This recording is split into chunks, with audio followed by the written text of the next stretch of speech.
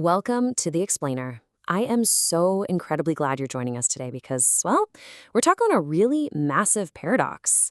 You know the feeling, right? You could have the absolute greatest ASMR trigger playing in your headphones, like the perfect cadence, the perfect sound, but it literally cannot override a chaotic sleep environment. Today, we're doing a complete sensory deconstruction of the ASMR sleep environment. We're going to look at exactly why your bedroom setup completely dictates whether your nervous system can actually finally relax. Okay, let's dive right into this. Since we know that prediction is actually super calming to the human brain, here is your clear roadmap for today. We'll start with how your room is a signal, then hit light and circadian timing, sound predictability, temperature and stimulus control, and finally, wrap up with a practical ASMR protocol. Section 1. Your room is a signal. This is really all about nervous system design. So, we need to completely reframe how we view the bedroom. It's not just a physical space that you decorated with a bed and a nightstand. I want you to think about this. What is your bedroom telling your brain right now?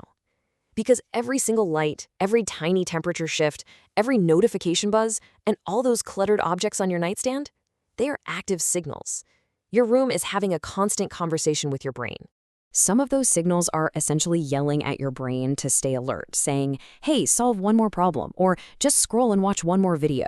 But we want those specific signals that tell your brain it is safe to just let go.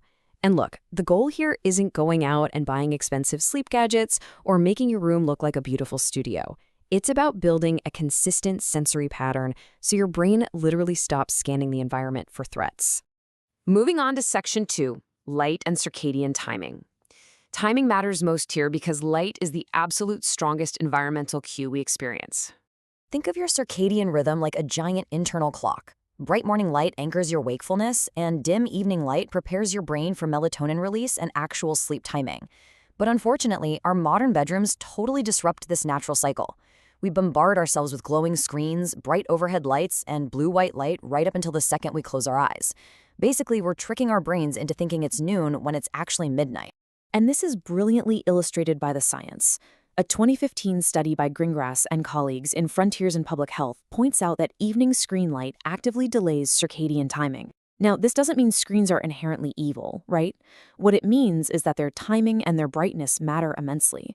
Blasting yourself with that light right before trying to sleep actively works against everything your body is trying to do to prepare. So, what does this actually mean for us practically?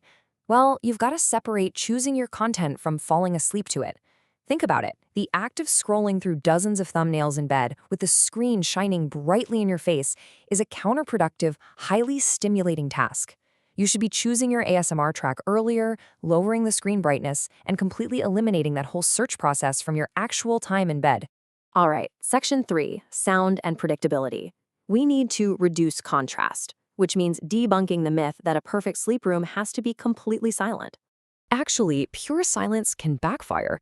It makes a passing car outside or just this sudden click of your refrigerator feel incredibly jarring. When a room is dead silent, your brain is just sitting there waiting for the next interruption. Predictability is what's truly calming. Gentle, consistent sound, like white noise, soft rain, or ASMR narration, reduces that harsh contrast between quiet and sudden noises. It makes your whole environment feel a lot less jagged. But as you know, not all sound is created equal. We're looking for triggers that result in softening attention. We're talking slow, emotionally neutral, soft speaking, or maybe gentle page turning. We definitely want to avoid triggers that are demanding attention. You know, an exciting, chaotic, fast-paced ASMR track might be a super entertaining experience, but it forces your brain to stay curious and engaged exactly when it should be drifting off. And the research absolutely backs this up. A 2018 PLOS-1 study by Podiero and colleagues proves that ASMR provides a measurable relaxation response. It literally reduces heart rate and improves mood. But there's a vital caveat here. It depends entirely on your individual nervous system and the context. ASMR is basically a relationship between you and the trigger. You have to find those specific, gentle sounds that signal safety to your unique nervous system. Which brings us to Section 4, temperature and stimulus control. Research shows us that sleep is heavily tied to thermoregulation. Your core body temperature actually must drop, and heat has to be released for sleep initiation to happen. If you wake up sweating, don't change your audio track. Fix your thermal environment first. So the crucial point here is a foundational concept in clinical insomnia care called stimulus control. Your bed should be exclusively associated with sleep, rest, and intimacy, period. It should absolutely not be associated with alertness, doing work, scrolling endlessly on your phone, or trying to solve tomorrow's problems. Your brain needs to know exactly what the bed is for. To underscore just how important this is, let's look at the clinical guidelines from a 2021 study by Edinger and colleagues.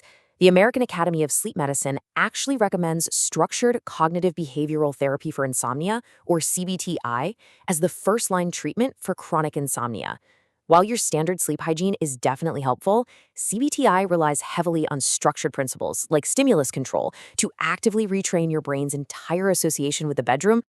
To put stimulus control into practice, we have to eliminate our worst bedtime habits. Let's call them anti-habits. Do not audition 20 videos while lying in bed. Do not read the comments section, and definitely, absolutely do not doom scroll the news. You need what we call a short runway to sleep. Your audio setup should become a gentle cue that the day is over, rather than another task you have to actively manage. Section 5, the practical ASMR protocol. Now, what's really interesting here is how it all comes together.